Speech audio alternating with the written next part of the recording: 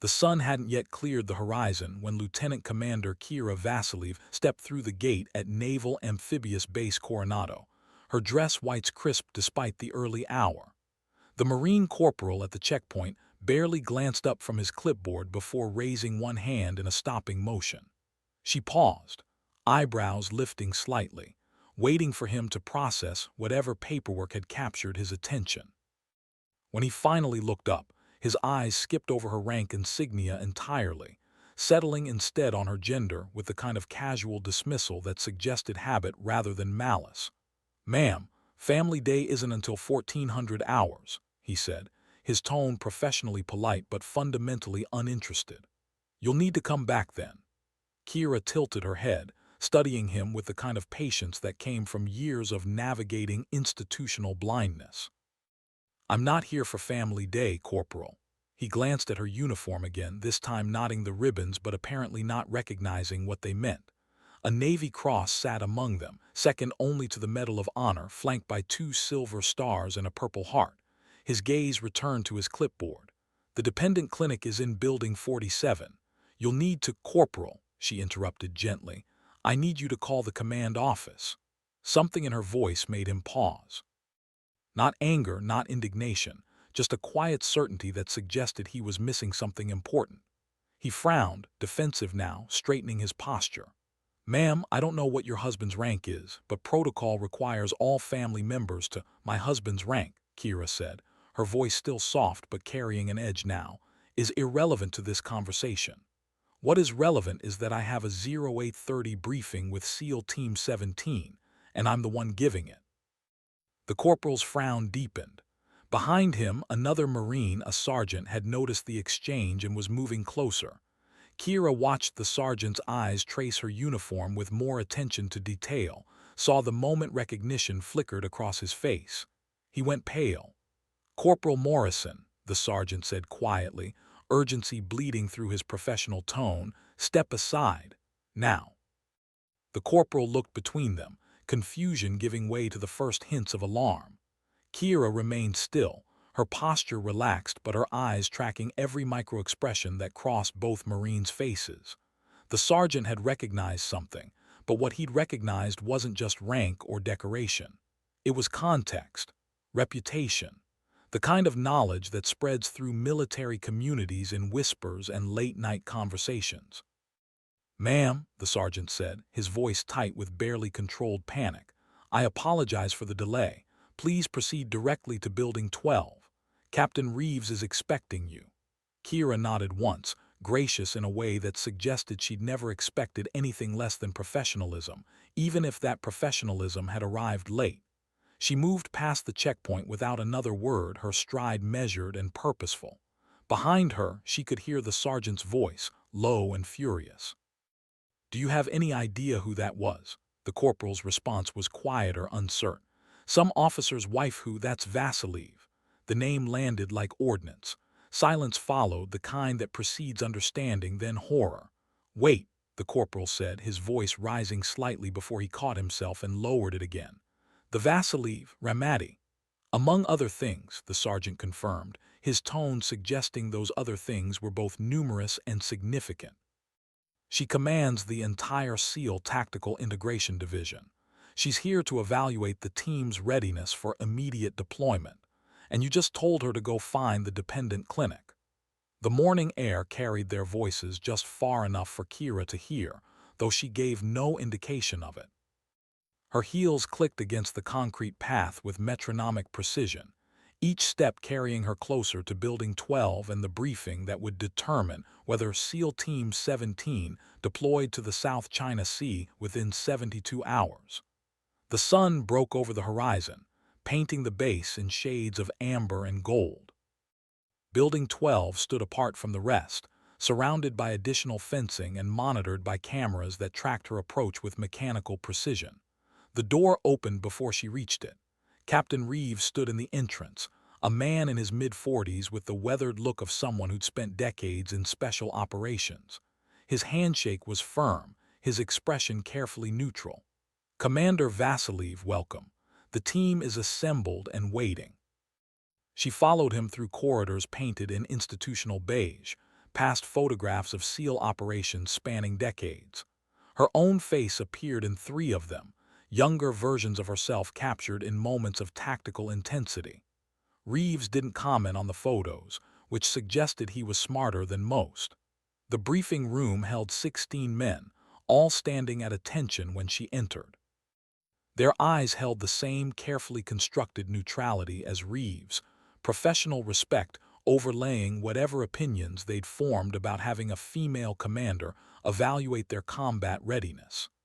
Kira moved to the front of the room, setting her briefcase on the table with deliberate care. "Gentlemen," she began, her voice carrying easily across the space, "in 48 hours, Chinese maritime militia forces will attempt to seize Taiwanese patrol vessels in what they're calling enforcement operations near the Kinmen Islands. Intelligence indicates they're using this as cover for something larger. Your mission, if I certify your readiness today, will be to provide tactical support for an extraction operation that officially doesn't exist." She pressed a remote, bringing up satellite imagery on the screen behind her. "The problem is that every other team in PACOM is already deployed or in pre-deployment training cycles. You're it, which means I need to know, right now, if you can operate under political constraints so tight that one wrong move starts a war." The room remained silent, but she could feel the shift in attention, the way professional skepticism transformed into professional focus. For the next 6 hours, Kira pushed them through scenarios that blended tactical complexity with diplomatic impossibility. She asked questions that had no good answers, presented situations where every option carried catastrophic consequences, and watched how they responded when certainty became impossible. Lieutenant Ryan Cho, the team's executive officer, impressed her with his ability to adapt plans midstream. Chief Petty Officer Marcus Webb showed tactical creativity that bordered on brilliant. But it was Lieutenant Junior Grade Daniel Frost, the newest officer, who revealed the flaw in their operational thinking. "Commander," he said during a scenario involving Chinese fast-attack craft, "if we engage those vessels, we escalate beyond recovery. If we don't, the Taiwanese operators we're extracting get captured. But you're not asking us what we'd do. You're asking us what constraint we'd break." Kira studied him, impressed despite herself. "Go on. You're testing whether we understand that some missions can't be completed as briefed, whether we're smart enough to recognize when the real success is getting our people home, even if it means mission failure on paper." She nodded slowly, seeing Reeves shift slightly in her peripheral vision. "And what does that tell you about this mission?" "That it's not really about the extraction," Frost said quietly. "It's about establishing whether someone somewhere will cross the line when China pushes, and you need to know if we're stupid enough to be that someone." The room went absolutely silent. Kira let the moment stretch, watching how the rest of the team processed Frost's assessment. Finally, she spoke. "2 years ago, I commanded an operation in the Strait. 6 operators, 4 intelligence assets, and 1 opportunity to prevent an incident that would have killed thousands. We had presidential authority to engage if necessary." She advanced the slide, showing a grainy photograph of a container ship at night. This vessel was carrying components for hypersonic weapon systems, bound for a facility in Fujian Province. Our mission was to verify the cargo without being detected. We verified it, but during extraction, Chinese naval intelligence was waiting. They knew we were there. The team leaned forward imperceptibly, drawn into the narrative despite themselves. "I had authorization to engage. Instead, I ordered my team to surrender their weapons and allow themselves to be photographed by Chinese cameras." The shock in the room was palpable. Reeves' expression remained neutral, but his eyes showed recognition. The photographs were released 6 hours later through back channels. They showed American Special Operations Forces surrendering without a fight, along with evidence of an illegal incursion into Chinese territorial waters.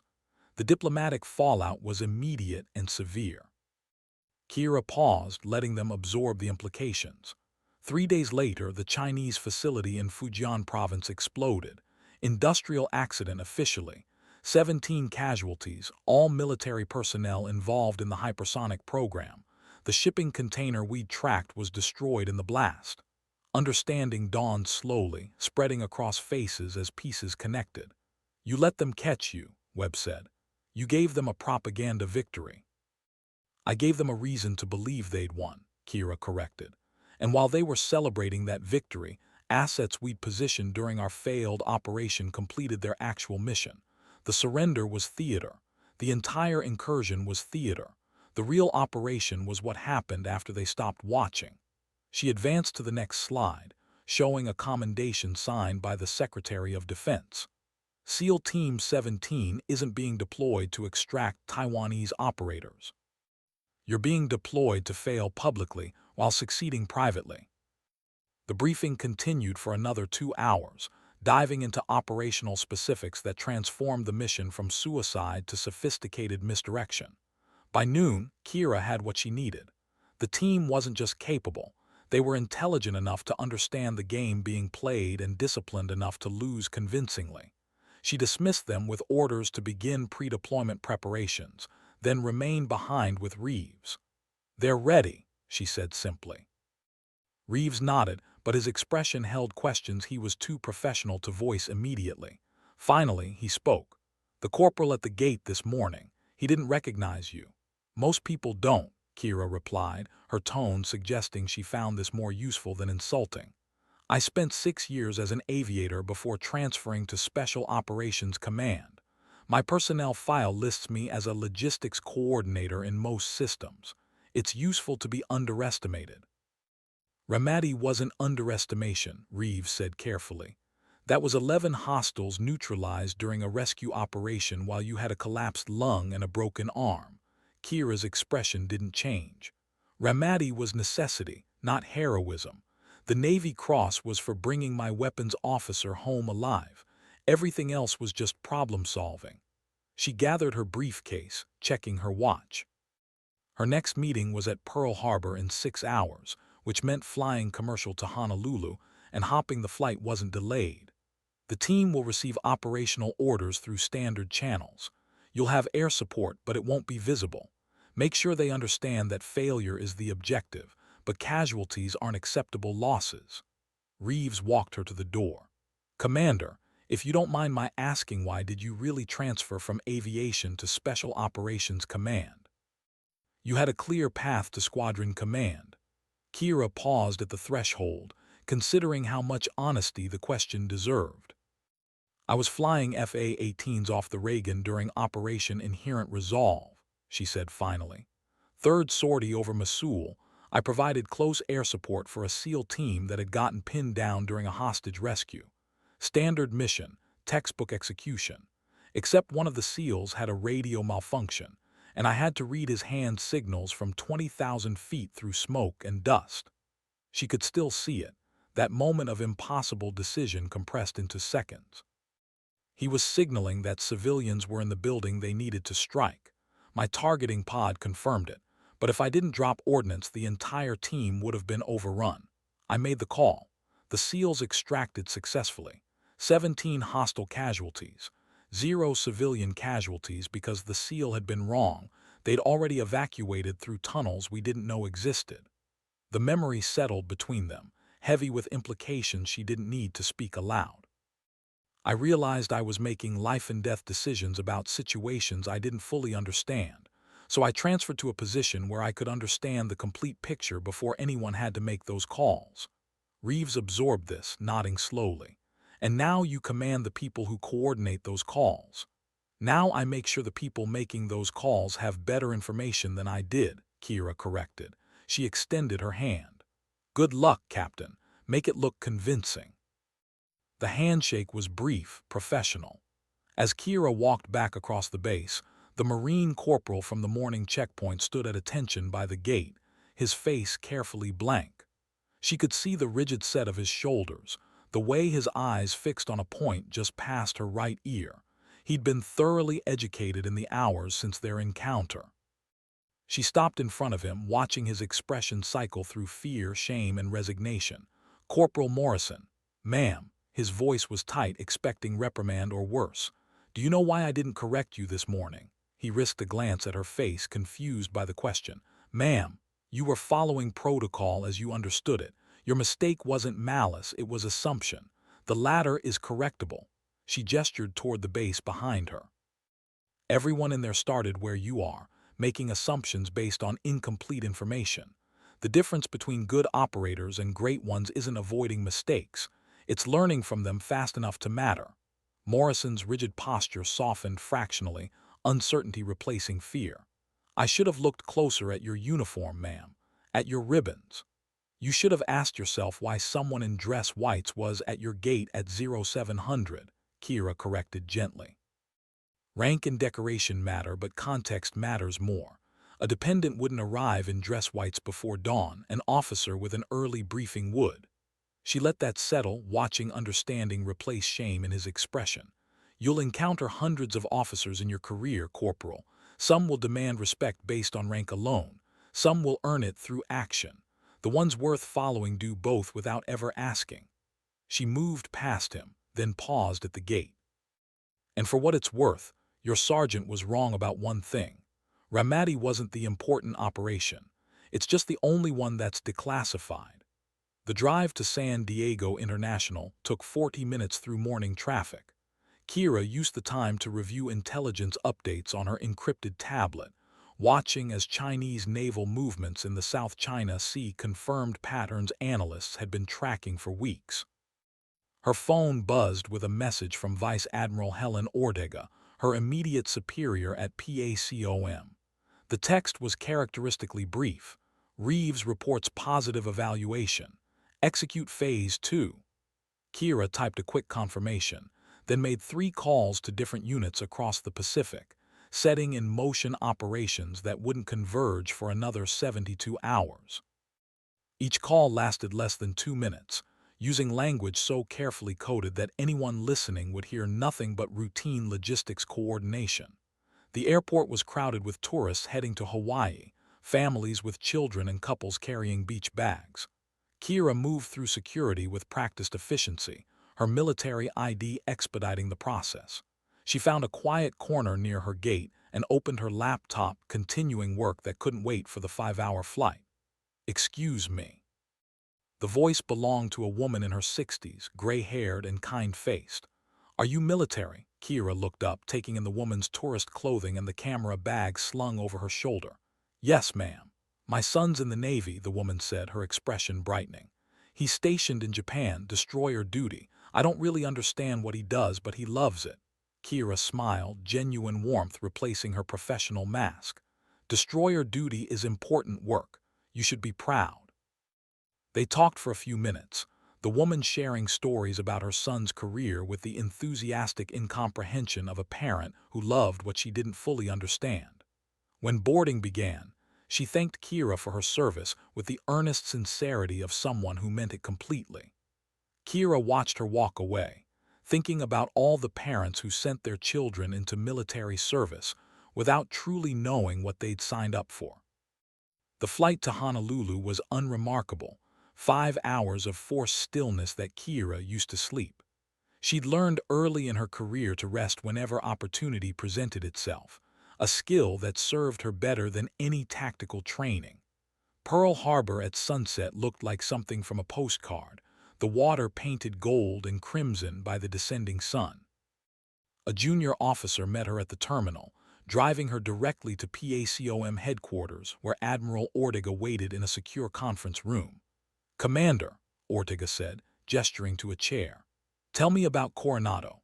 Kira provided a concise summary, highlighting the team's strengths and the one concern she had about their willingness to follow politically motivated orders that contradicted tactical sense. Ortega listened without interrupting, her expression giving nothing away. When Kira finished, the Admiral nodded slowly. "Your concern is noted and shared. That's why you're going with them." The statement landed like an anchor. Kira kept her expression neutral, though her mind immediately began calculating implications. "Ma'am, my presence will compromise the cover story. If I'm identified during the operation—" "You won't be," Ortega interrupted. "You're going as a contractor, aviation consultant coordinating with Taiwanese Defense Forces. Your background in FA-18s makes the cover legitimate. If the operation goes public, your presence provides additional deniability." Kira saw the logic immediately. A female defense contractor providing aviation consultation created an entirely different narrative than active-duty special operations personnel conducting black operations. What's my actual role? Making sure Frost's instinct was correct, Ortega said. This operation has failure built into it at multiple levels. But if failure cascades beyond our control, I need someone on the ground who understands the bigger picture and has the authority to make calls that contradict orders. The mission brief took 3 hours, revealing layers of complexity that made the Coronado briefing look simple by comparison. The Taiwanese extraction was real, but it was also cover for intelligence gathering that would shape naval operations across the Pacific for the next decade. If everything went according to plan, SEAL Team 17 would be captured, photographed, released after minor diplomatic negotiations, and everyone would believe the operation had been a failure. But success had at least 15 different definitions depending on what intelligence they managed to gather before the planned capture. And if any of those definitions required choosing between diplomatic disaster and operational success, that choice fell to Kira. You understand why it has to be you, Ortega said when they'd finished reviewing the brief. It wasn't a question. Kira understood perfectly. She had the operational background to make tactical decisions, the rank to authorize deviations from orders, and most importantly, the demonstrated willingness to fail publicly for strategic success.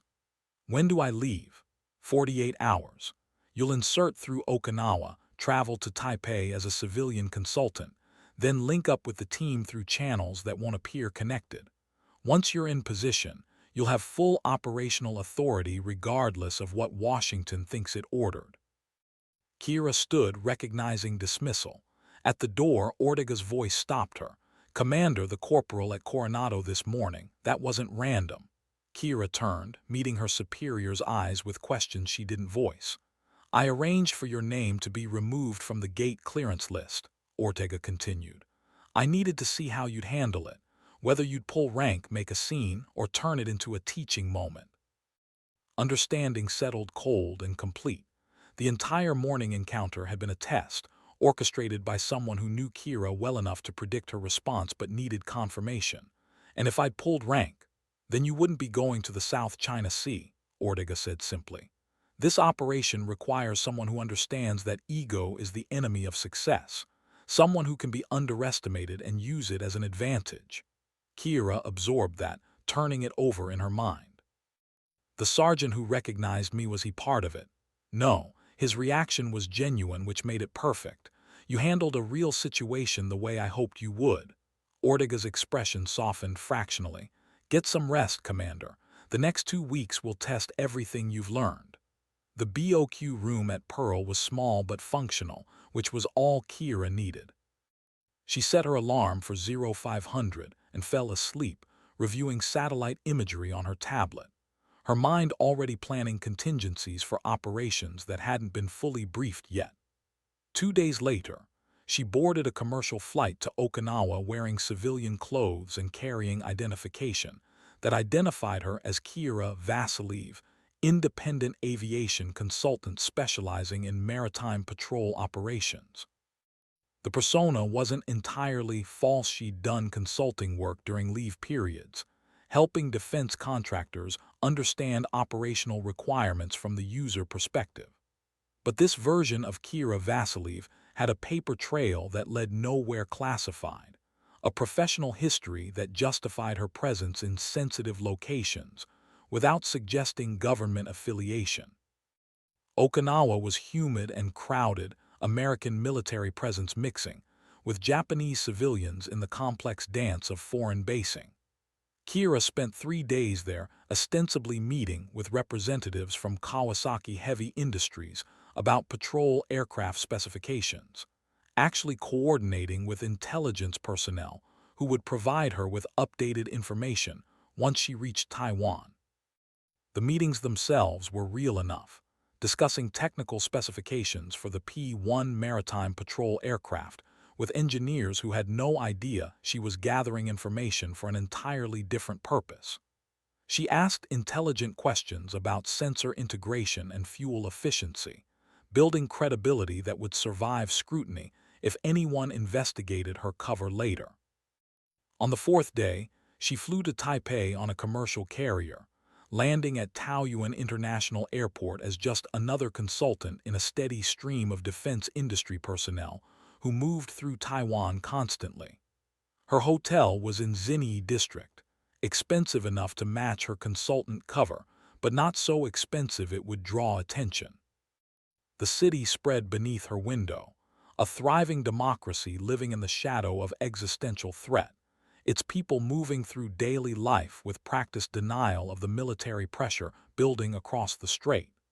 She spent the first day attending legitimate meetings with officials from Taiwan's Ministry of National Defense, discussing aviation integration in terms vague enough to mean anything. These meetings established her presence and provided cover for movement, letting her be seen in places that justified later absence. On the second day, she received a text message with a restaurant address and a time. The restaurant specialized in soup dumplings and was crowded enough that two people talking over lunch would disappear into the ambient noise. Lieutenant Commander James Chen from Naval Intelligence met her at the specified time, his civilian clothes and local appearance letting him blend seamlessly. They discussed the weather and tourism for the first 5 minutes, performing normalcy for any surveillance that might be watching. Then Chen leaned forward slightly, his voice dropping just enough to be private without appearing secretive. The team arrives in 36 hours through Penghu. You'll link up during a scheduled defense contractor meeting at Zoying Naval Base. From there, you're all traveling to Kinmen under the cover of evaluating coastal defense radar installations. Kira nodded, processing the timeline. Kinmen sat barely 2 kilometers from mainland China, close enough that residents could see Xiamen's buildings on clear days. It was the obvious location for any operation near Chinese waters, which made it both the worst choice for covert activities and the best cover for operations that wanted to look covert. What's the current threat assessment? Chen pulled out his phone, showing her what looked like tourist photos of beaches and historic sites, but were actually coded intelligence updates. Chinese maritime militia increased patrols by 40% in the last week. They're establishing a pattern of presence that justifies escalation. We estimate they'll make their move within 72 hours of your arrival on Kinmen. And Taiwanese response: coordinate